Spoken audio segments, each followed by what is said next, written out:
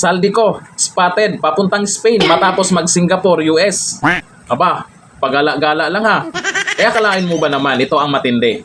Itong bagong chairman ng Blue Ribbon Committee na si Ping Lacson, hindi ipapatawag itong si Saldico. Ito, ang sabi niya sa video. Sir, si Saldico, ipapatawag din ba? May interparliamentary courtesy. He's still a congressman and mayroong tradition na voluntarily he can appear and testify or manifest. Pero to send an invitation or even a subpoena, hindi proper. Yung So, kahapon, ganito yung tradition. Sir, ganito kasi seryoso yung allegation against him. Well, regardless, kasi yan ang tradition eh. Dinatnan na namin yan dito. Nangyari yan before sa, I think sa... Kung ganun, si Erwin Tulfo na bahala dyan. Kaya ni Erwin Tulfo niyan. Bend the law. Mabilis lang yan. Kasi yan ang gusto ng taong bayan. Ipatawag si Saldico. O ngayon, may sinusunod na kayo. Pag si Saldico, yung gusto ipatawag dyan, hinahanap ng taong bayan. O eto, kung saan nagpunta. Akala ko ba may sakit to? O ayon dito sa balita, patuloy ang biyahe abroad ni Ako Bicol Representative Saldico sa kabila ng mga aligasyon ng bilyong pisong kickback na mula umano sa maanumalyang flood control projects.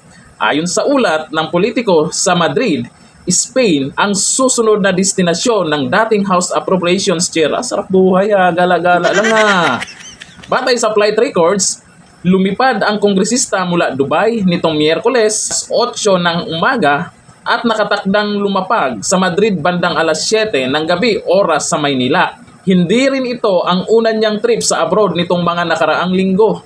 Sarap buhay si speaker o dating speaker kaya, nasaan kaya ngayon?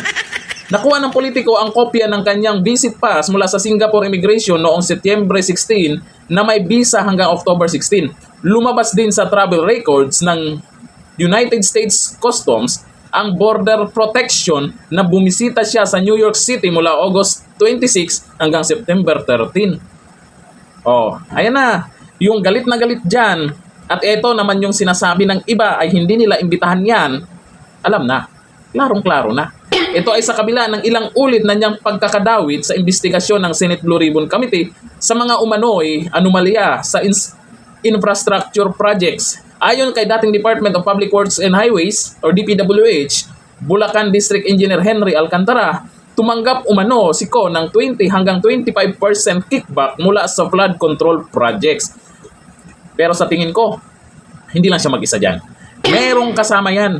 Ganun ang mga buhaya. Pag may mga malalaking pagkain dyan, ay hindi magsusulo yan. Mayroong lalapit at may kahati yan. Sino kaya yan?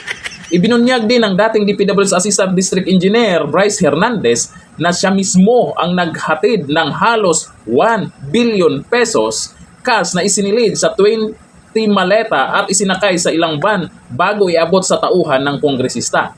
Maringing itinanggi ni Ko ang lahat ng akusasyon at iginit na ito ay politically motivated. Hindi naman ang amin yan. Walang ganun na basta-basta na lang amin sa laki ng pera na pinag-usapan dyan. Pero ang tanong dito, sino ba ang kasama ni Saldico? Sabi ng iba, si Tamba. Aba, malinis si Tamba. Oo, hindi daw yan buhaya.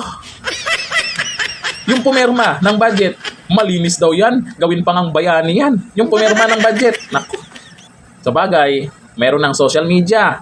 Sa mga nangyayari ngayon, kagaya dito sa balita, na kung saan ay nadawit dito si Saldico pero hindi ipapatawag, ay nabala ang humusga. Alam na ng taong bayan yan. Kung ano yung mga galawan, daming mga dahilan na hindi ipapatawag kasi ganon, pakpak ganon. Pero kung pabor sa kanila, sige, go lang. Walang pakialam sa batas. Ayun yan sa isang senador ha. Ngayon, pagdating kay Saldico, kailangan due process or kung ano yung anak ko. Sige, tuloy nyo lang yan. Hintayin nyo na masagad na talaga ang galit ng taong bayan. Babandang uli, walang managot dyan na politiko ha. Sa mga kontraktor, DPWH, malamang may mananagot dyan. Dyan pa ikot-ikot yung usapan. Congressman kaya? O mas mataas sa congressman? Ako tingin ko, para sa akin na opinion ko lang ha, sa tumatakbo ngayong investigasyon, lalo na pag hindi umuwi yan si Saldico, sa tingin nyo may mapapakulong yang mga yan? Wala. Sarap buhay nila. Gala-gala lang Saldico nga lang ba talaga? Saldico lang ba? May kasama ba siya? hindi si Tambahak.